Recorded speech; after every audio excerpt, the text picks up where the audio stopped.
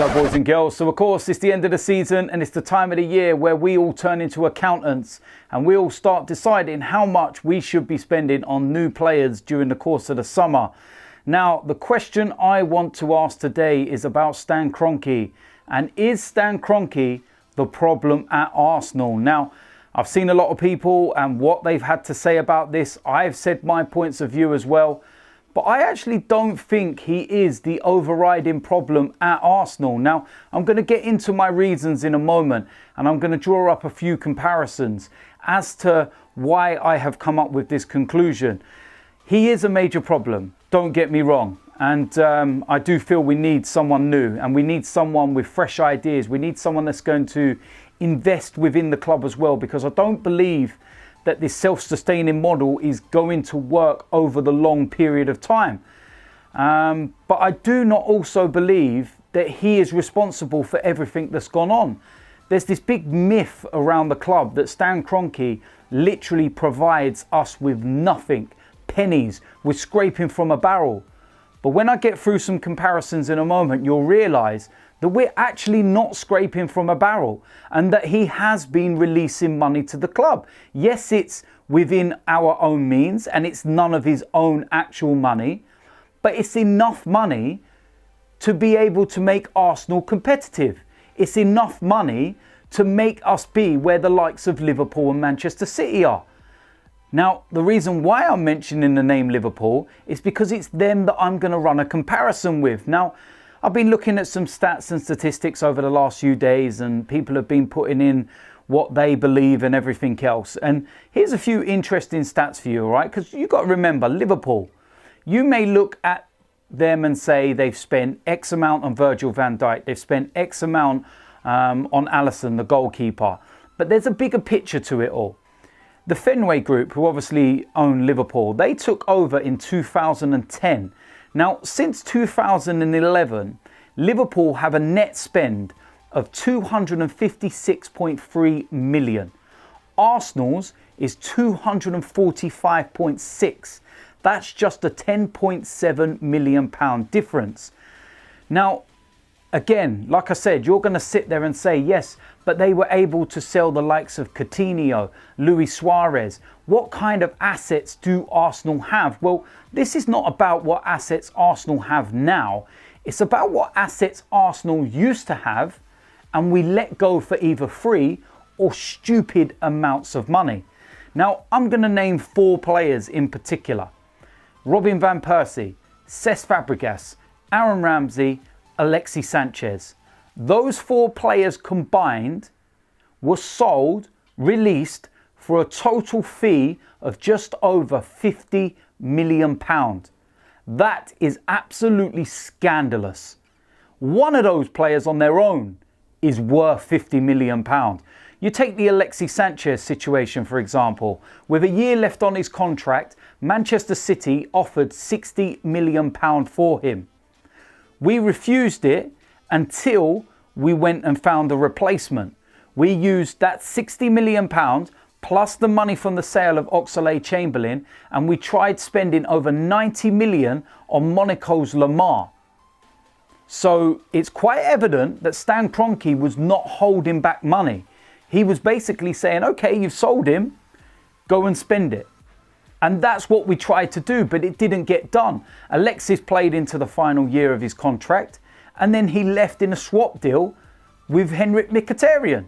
Now, you've got to sit there and say, if we would have sorted out that contract earlier, when he had 2 years left, for example, we put him on a longer term contract, then Manchester City would have had to be coming in with bids of over £100 million for Alexis. Alexis could have been our Philippe Coutinho. That's no exaggeration. Don't look at Alexis, how he is now and how he spent his time at Manchester United.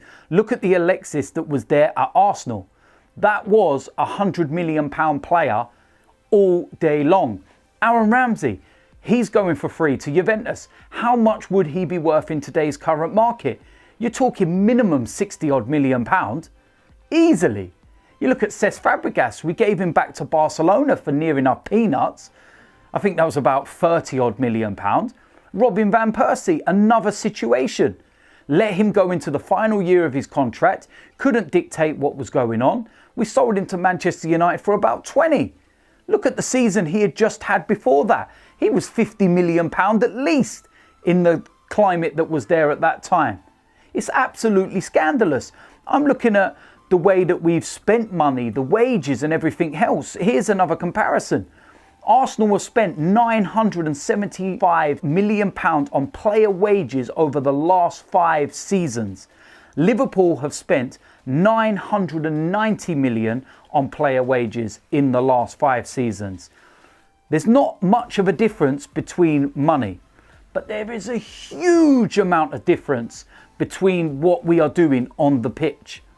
Liverpool sold their best assets for premium rate, and they went and invested in the team in areas that needed strengthening. A few years ago, we all sat there and said, Liverpool need a new goalkeeper. The guys that they've got in there are clowns. They went out there, 70 odd million on Alisson, best goalkeeper at the time, job done. We knew that Liverpool needed a centre-back. What did they do? Who's the best centre-back around at the minute? Virgil van Dijk, 70 odd million, bang. They went and invested the money that they had made from players that were part of a top-heavy squad. They balanced it, made it an all-round better squad. They lost a striker in Luis Suarez, but brought other players in and around them. It shows you don't need the huge, massive names. When you look at their central midfield area, Wijnaldum, James Milner, you look at the captain, Jordan Henderson. These are all not huge names.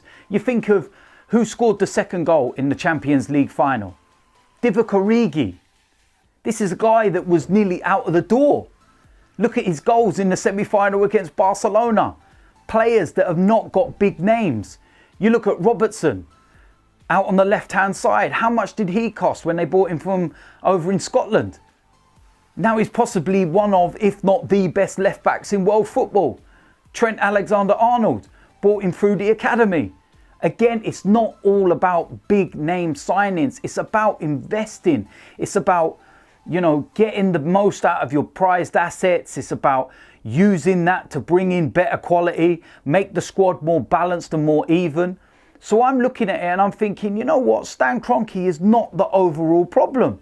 That is very, very simple. He has given money to Arsenal. Now, I know he's not spending out of his own pocket, and I know that's frustrating. And you're looking at it now and saying, we need him to dig in his pocket and get £100 million out. When you see what he's doing with the Rams in America and the amount of money he's spending on a new stadium out of his own pocket, that's what infuriates us as fans, because what are you actually doing for us? It's like you're just a bit on the side, your collateral that you use and take money out of and everything else. You look at players now, who have we got as valuable assets? You've got the likes of Aubameyang, you've got Lacazette, Guendouzi's a young lad that's tied down to a long contract, so he could be a valuable asset.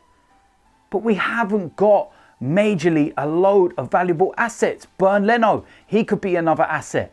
But I said this in an interview on AFTV about a year or so ago at Man City away. We are 5-6 years behind because we now have to pick up the pieces from the mess that we've been making.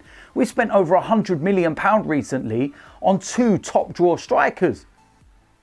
So you can't say that we haven't been spending money. That's my issue. The money has just not been spent wisely.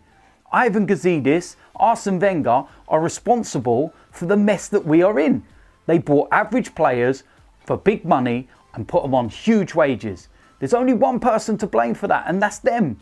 Now, you look at Stan Kroenke and you're saying, what could he be culpable of? Well, the biggest issue that I have with him is that he allowed this to happen. He's not a football man. So he very clearly turned around to the Ivan Gazidis and Arsene Wenger and said, you know what, you take care of the football side of things. If you think this player, that player are going to be right for Arsenal, fine. If you want to run this player's contract down, fine. He allowed that to happen. That is it. He should have been the owner. He should have stood up and turned around and stepped in and said, hold on a minute, why are you letting these players run down their contracts? We can't allow this to happen. He's a valuable asset. I don't need to be in football to know that Alexis Sanchez is worth ridiculous amounts of money. Why are you letting his contract run down? That is the biggest problem I have with Stan Kroenke, with Josh Kroenke, with the whole organisation as a whole, because they never stepped in. They allowed it to happen and keep going over and over and over. They were happy with Champions League money. They were happy with us just ticking over. Remember what Stan Kroenke said. He didn't buy Arsenal to win trophies. That just sums it up all there. He was very, very happy. And it's only been over the last few years when money started dwindling away, sponsors have started moving away, crowds have got less and less and less, that he started taking an interest and he started going, whoa, hold on a minute. This ain't right. This ain't good for the image. This ain't good for the brand. We've just got a massive deal with Adidas. We've just signed a new deal with Emirates. We have money there, but we have to be wise with that money now.